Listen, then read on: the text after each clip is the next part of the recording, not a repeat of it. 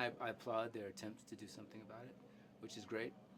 But again, this is dealing with the symptom, not starting at the root cause of how we even get to results like this, which has to do with inclusion and access and the ability for people of color, women, minorities to get at entry-level positions where you can become someone who can greenlight a movie.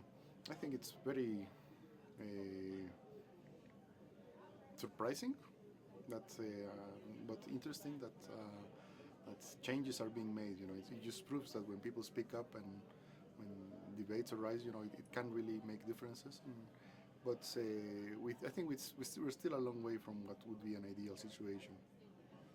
And it's unfortunate that the entire country is a racist country, and this is one example of the fact that even though some people have given great performances in movies, they weren't even thought about. So it's like we're living in a country that discriminates and has certain racial tendencies, racist tendencies, and so sometimes it's manifested in things like this, and it's illuminated. But just generally speaking, we're a racist. We're a bunch of racists. I don't mean to call you a racist. I'm just saying, generally speaking, we're all xenophobic, and and it's horrendous. I think the problem is not diversity in an awards show. I think the problem is that we need more diversity in films in general. We need more films directed by women. We need films coming from different kinds of voices of society. We need more filmmakers and to hear filmmakers from all over the world. These nominations actually translate into dollars, and they translate into people's ability to parlay. So if you're sort of kept out of that process, unintentionally because of an institutionalized system that continues to see the same results happen, then you are not able to, benefit. And that's really what the issue is. Who gets a statue? Who doesn't get a statue? Who cares? I mean, I don't care about that. That doesn't really get me upset.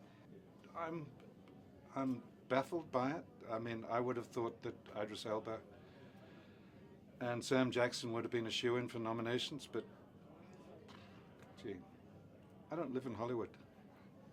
We live in an obscure little part of the world where we don't think about these things very much. Well, which makes it and if my film next year gets passed over in the same way that Straight Outta Compton did, I'm going to be turning cartwheels, because those are the votes that I'm concerned about. Ticket buyers, you know what I mean?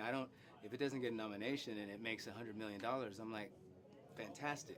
It's just it's annoying to have to keep having this conversation. It should be in the past, like way in the past. Although you can't just nominate people because they're black, that doesn't make sense either. So you have to figure out a system where there are more black movies being made. Oh my God.